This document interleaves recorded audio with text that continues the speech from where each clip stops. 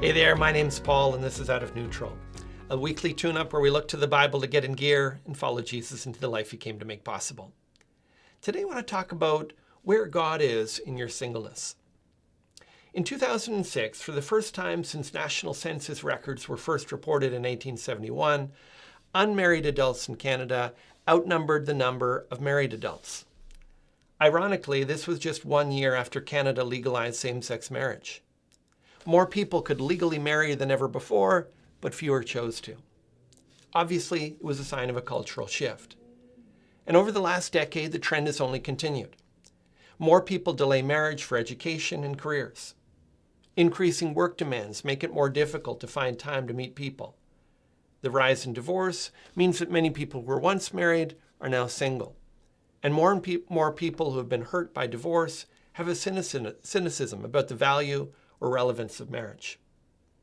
Given these new dynamics, I'm grateful that thoughtful Christians are doing research and addressing these trends with biblical solutions.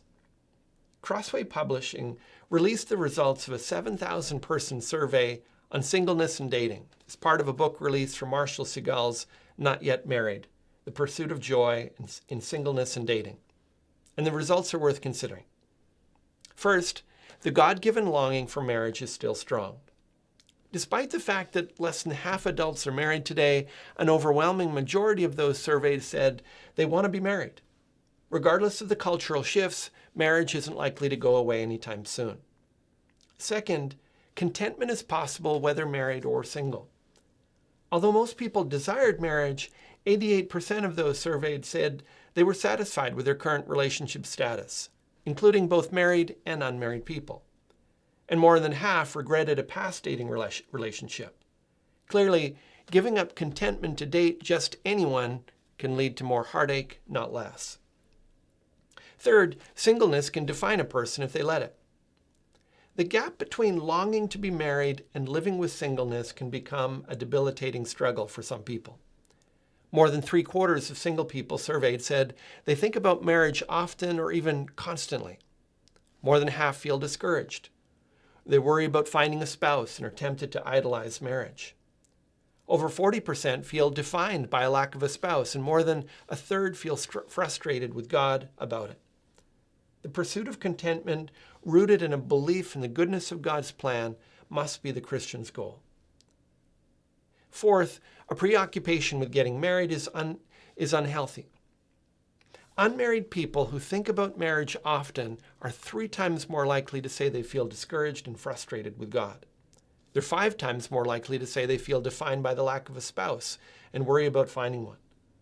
And perhaps most troublingly, they're almost twice as likely to say that they feel unable to do what God wants them to do. Focusing too much attention on marriage results in more worry, frustration, and discouragement in our lives.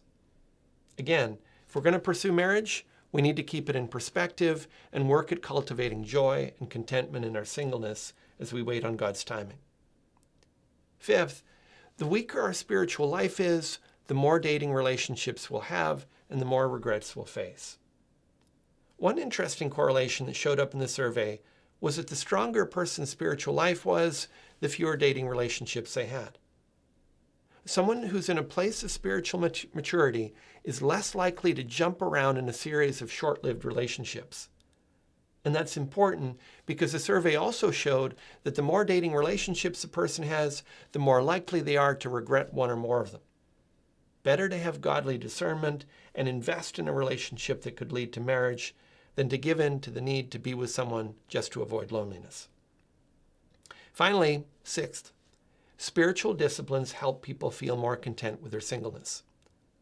People who were consistent in Bible reading were more content with their singleness than people who weren't. And the difference between people who prayed consistently and those who didn't was even greater. Even just spending consistent time with mature Christians made a significant difference in people's satisfaction. Investing time in our relationship with God clearly matters. Have you let unbiblical values shape your attitude towards singleness and dating? Take a moment to check out the complete infographic and ask God for the faith to rest in His plan for your life and pursue the contentment that only He can give. That's all for this time. Today's video has helped you get out of neutral. Leave a comment, share it with your friends, and subscribe to join us in the journey.